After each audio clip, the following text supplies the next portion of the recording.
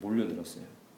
그래서 제 손도 여기가 대형 교통사고가 올림픽 때에서 나서 병원에 수개월 입원해 있고, 그리고 우리 가족이 힘든 상황에 처해 있고, 더불어 그 겸해서 이렇게 해가지고 깁스에서 누워 있는데 교회에서까지 권고 사직이 돼 버렸어요. 당신 수개월 동안 일을 할 수가 없으니까 사임하는 게 좋겠다, 당회에서. 저는 너무 억울하죠. 이렇게 깁스하고도 새벽 기도하러 다 가고 인도하고 했는데, 그때가 저의 인생에서 가장 어려웠습니다.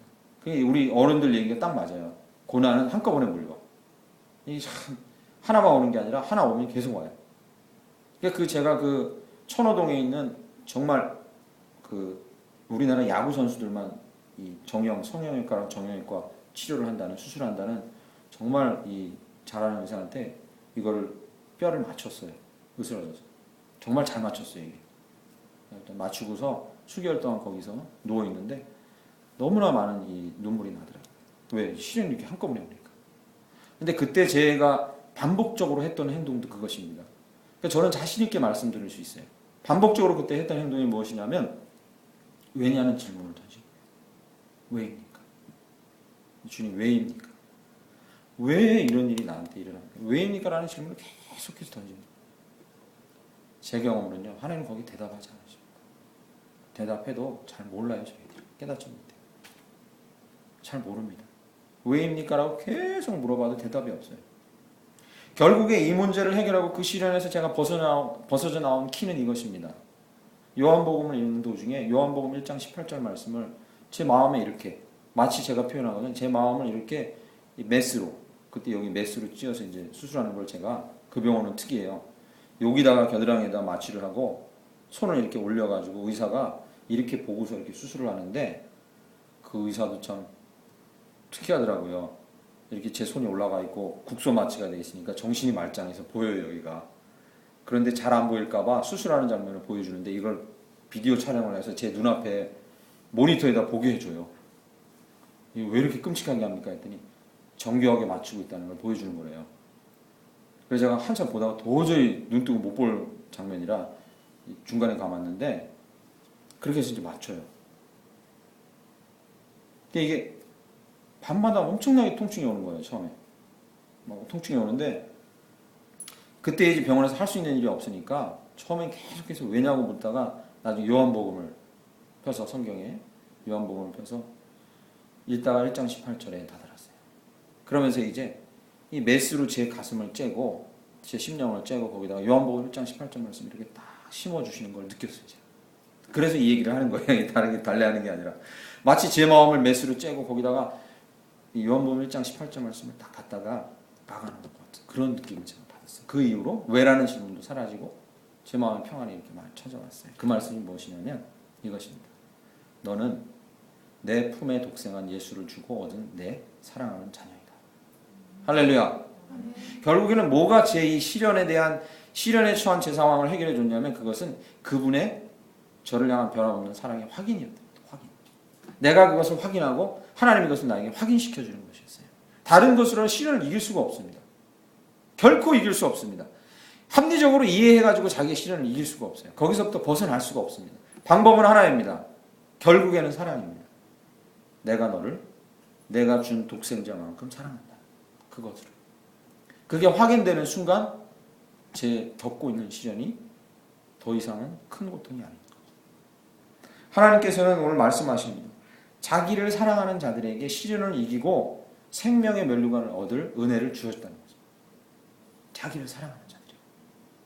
그러므로 우리가 시련 가운데 있다고 떠나지 않는 시련으로 고민하고 있다면 우리가 해야 할 행동은 이것입니다. 첫 번째는 뭐라고 그랬어요? 그것이 내 책임입니다.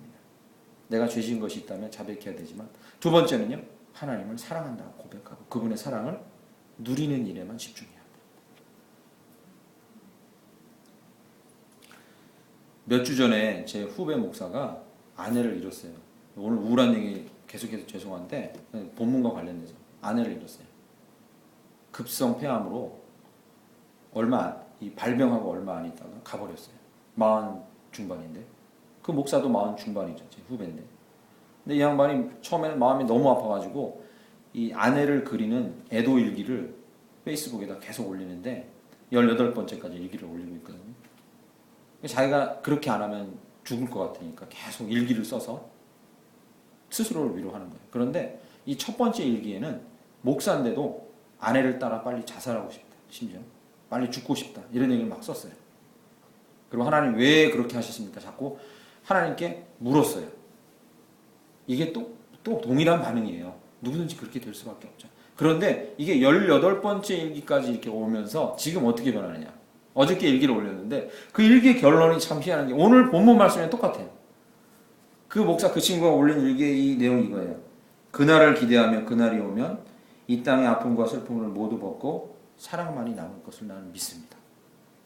이 결국엔 결론이 뭐였냐면 이 시련과 슬픔 모든 것들이 다 날아가 버리고 없어지는 그 상태에는 뭐밖에 안 남냐? 사랑만 남을.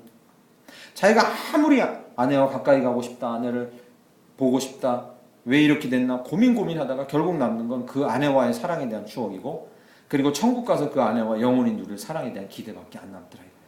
결국에는 사랑만 남더라. 그러면서 그 사실을 고백하고 있더라고요. 여러분, 이 성경책을 붙들고 성경책 전체의 내용을 요약해서 한마디로 목사님 한 구절로 딱 얘기한다면 목사님 뭐라고 말하겠습니까? 라고 돌아가신 고 하용조 목사님, 오카널 목사님, 그리고 지금 생존에 있는 분당우리 이찬수 목사님, 여러 목사님들한테 성도들이 물었어요. 정식으로. 공개적으로 그걸 얘기해 주십시오.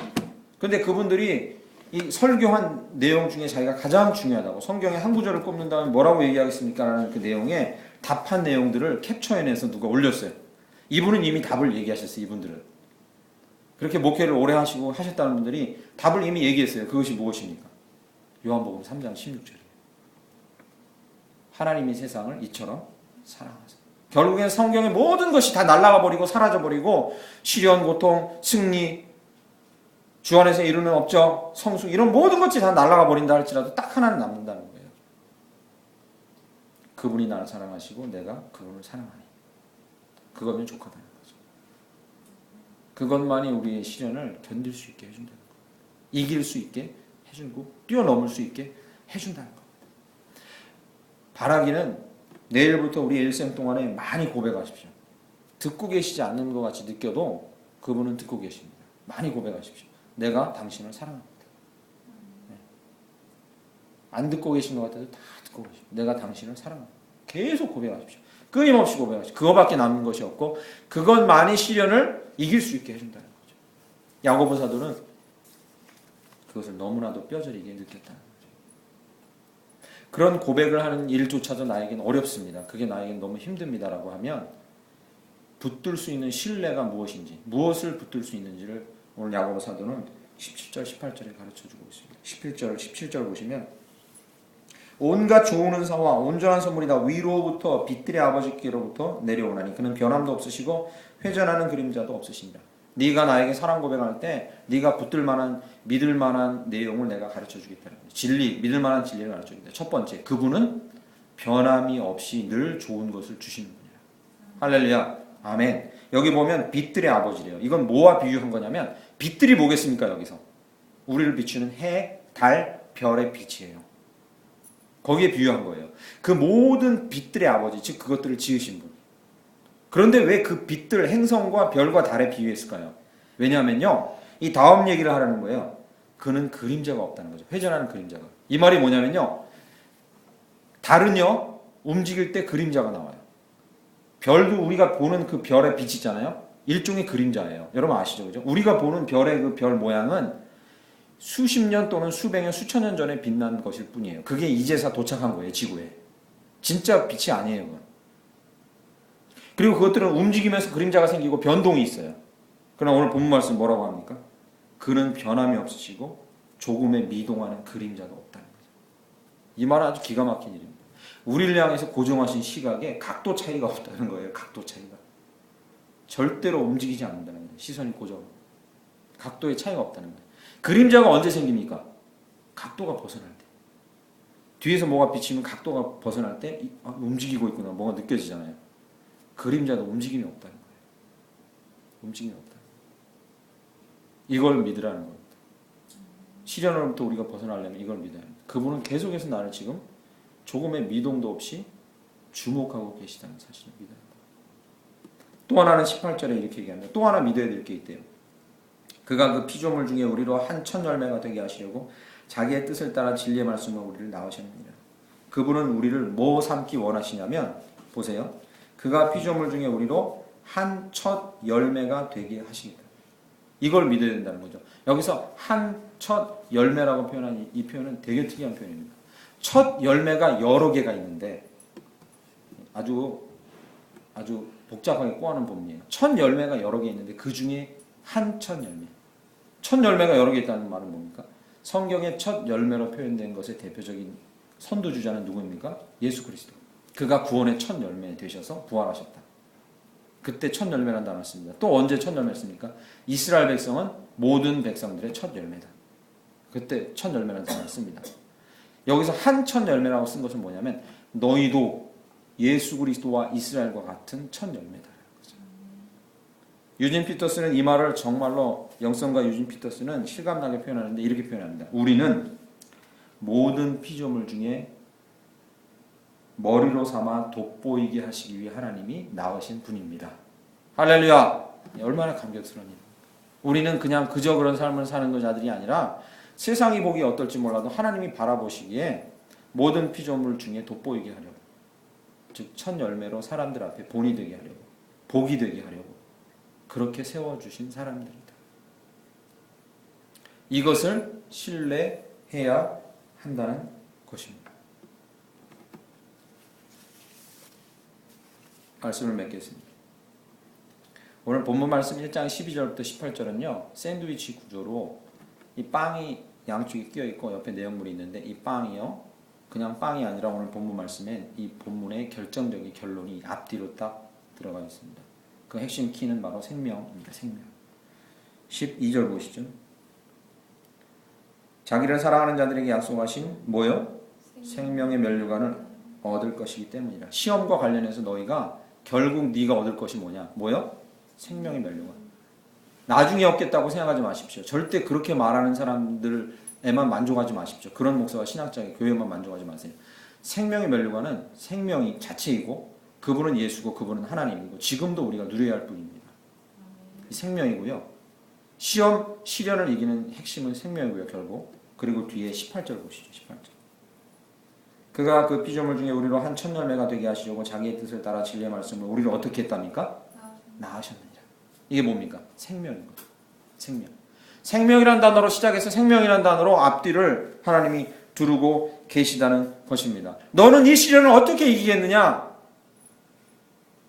주 앞에서 네 자신을 인정하라. 죄인이라고. 그리고요. 앞에 말씀드린 대로 그 사랑을 기대하고 그 사랑을 앞에 너의 사랑을 고백하라. 그리고요. 그를 신뢰하라. 그러면 우리 안에 무슨 일이 발동되고 작동되기에 생명이 작동된다는 거죠. 우리 안에 생명이 작동돼요. 생명력이 작동돼요. 그러면서 시련이 없어지지 않을지라도 그 시련을 너끈히 이길 수 있는 힘이 우리 안에 생겨난다는 것입니다. 야고보서 4장 14절은요. 야고보서가 이 시련, 시험 그리고 그 규결이 생명으로 이어진다는 것을 언제 결론 내리냐면 야고보서 4장 14절에 결론 내립니다. 4장 14절에 이렇게 야고보가 갑자기 본문을 쭉 쓰다가 갑자기 읽고 있는 사람한테 질문해요. What is your life? 이렇게 질문해요. 너의 생명이 무엇이냐? 이렇게. 이게 참 애매하고 깊이 있는 질문이에요. 너의 생명이 무엇이냐? 저 사람인데요. 뭐 이런 대답을 요구하는 게 아니죠. 너의 생명이 무엇이냐? 글쎄요, 저는 김성주고요. 뭐 그럭저럭 아직은 좀 건강해요. 뭐 이런 거 요구하는 게 아니에요. 거기서 너의 생명은 무엇이냐라고 물어볼 때는 그 질문의 요지가 이것입니다.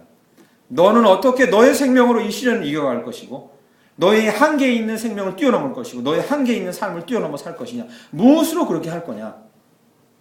야고보 사도는 물어봐요. 읽고 있는 사람들이. 지금 여러분에게도 야고보 사도는 도전합니다. 저와 여러분에게. 여러분은 여러분의 삶을 무엇으로 이길 것이고 이 세상에 영원토록 우리가 주 앞으로 가기 전까지 존재하는 이 시련을 어떻게 이겨갈 것입니까? 그 생명이 여러분 안에 생명력이 있습니까? 물어보고 있는 거죠. 말씀을 들으셨으니 이제 대답하실 수 있을 겁니다. 그런 생명이 여러분 안에 있습니까? 아멘. 할렐루야. 아멘. 예수라는 생명이 있고 주님에 대한 사랑이 있고 주님을 신뢰하는 마음이 있기 때문에, 변함없는 주님을 신뢰하는 마음이 있기 때문에 우리 안엔 시련을 이길 생명이 있습니다. 그러면 야고보서 4장 14절에 야고보의 이 질문에 우리는 대답할 수 있습니다. What is your life? 너의 생명이 무엇이냐? 우리 생명은 우리가 죄인이라는 것을 아는 것과 하나님을 사랑하는 것과 그를 신뢰하는 것입니다. 그것이 우리의 생명이고 시련을 이기는 방법입니다. 이러한 삶을 일생토록 살아가시는 저와 여러분들에게 간절히 축원합니다. 아멘. 우리 찬양하고 우리의 고백과 결단, 사랑의 고백과